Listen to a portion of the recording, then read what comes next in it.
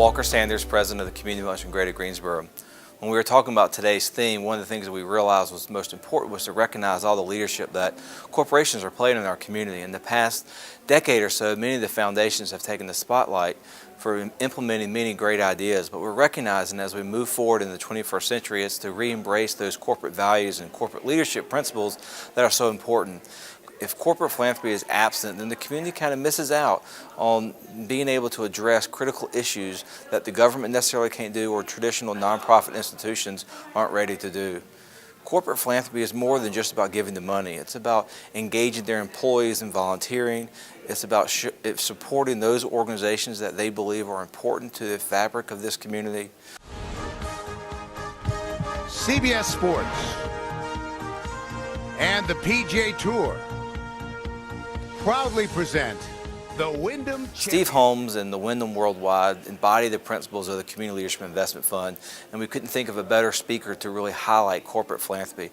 The investment that they're making in our golf tournament has been significant in helping the golf tournament rise back to national prominence. It also is significant in not just the money that they're contributing, but the time that they themselves contribute back to the golf tournament, participate in the golf tournament, and the thousands of hours their employees are engaged in the golf tournament. The CLIF fund stands for Community Leadership Investment Fund. We created this fund several years ago to enable corporations to give back, to enable those corporations to invest in the leadership ability of the Community Foundation to push forward courageous ideas. The Community Foundation is uniquely positioned to take on some challenging issues that either corporations can't do individually or other foundations can't necessarily address. But collectively, with pooling our resources with those corporations, they get the economies of scale of being able to invest in major issues going forward in Greensboro.